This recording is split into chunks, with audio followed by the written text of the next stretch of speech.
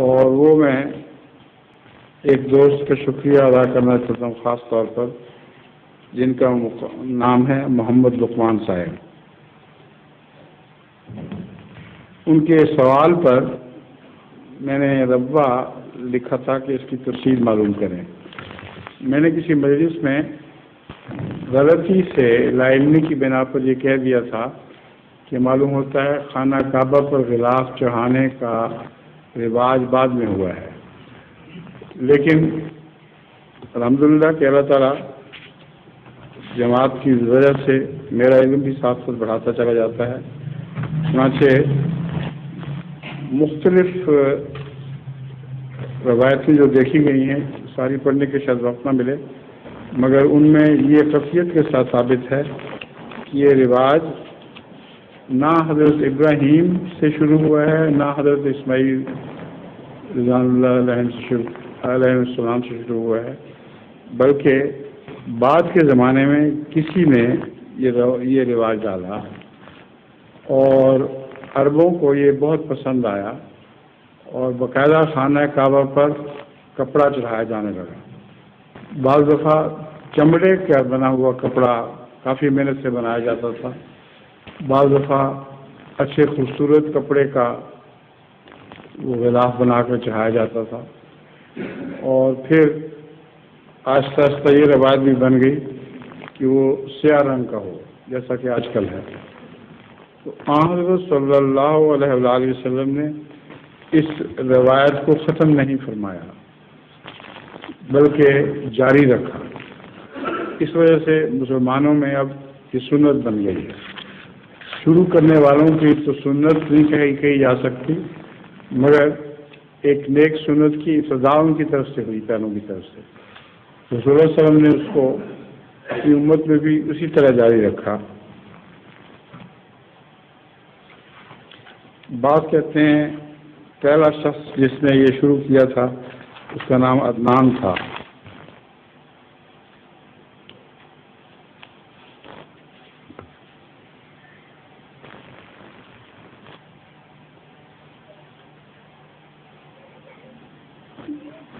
واقعی بھی کہتے ہیں کہ جہالت میں رسم جاری ہوئی تھی اور پھر رسول اللہ صلی اللہ علیہ وسلم نے اس کو جاری رکھا۔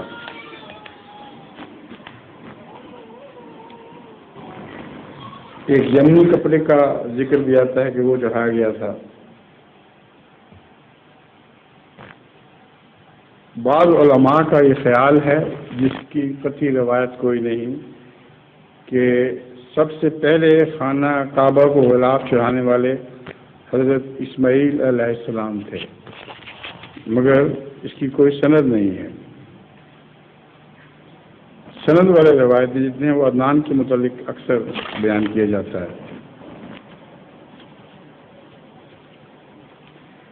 حضرت صلی اللہ علیہ وسلم نے جو غلاف چڑھائے ہیں ان میں ایک یمنی کپڑے کے غلاف کا ذکر بھی ملتا ہے۔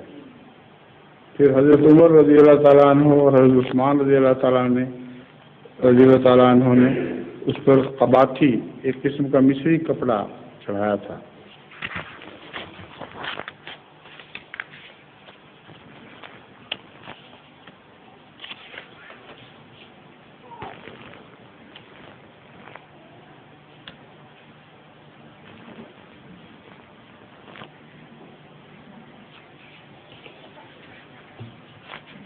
بعض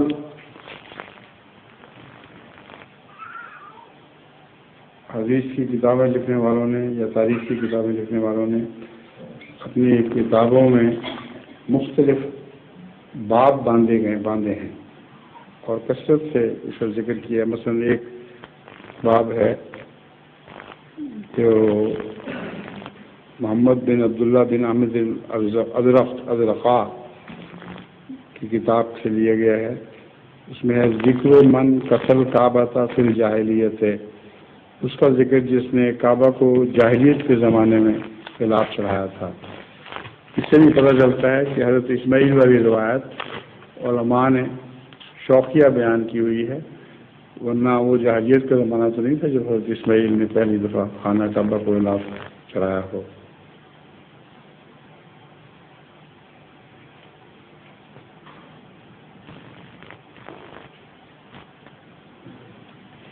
ایک روایت میں جو حضرت ابو ہریرہ سے مروی ہے یہ ہے کہ ایک شخص تھا اسد حمیری جو طبا میں سے تھا، وہ اس کو لوگ برا بھلا کہا کرتے تھے، تو حضرت صلی اللہ علیہ وسلم نے اس روایت کے مطابق اس کو برا بھلا کہنے سے اس لیے منع کیا کہ اس کے متعلق بھی بیان کیا جاتا ہے کہ اس نے سب سے پہلے خانہ کعبہ کو غلاف چڑھایا تھا۔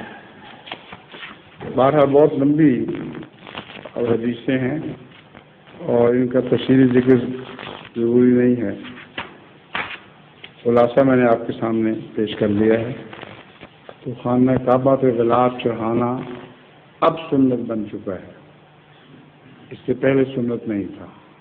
رسول اللہ صلی اللہ علیہ وسلم کے چڑھانے کے بعد اب یہ غلاف چڑھانا ایک بہت مقدس سنت ہے، اور وہ کپڑا بھی اس کے ٹکڑے پتہ نہیں کہاں سے مل سکتے ہیں، وہ یقیناً بابرکت ہوگا۔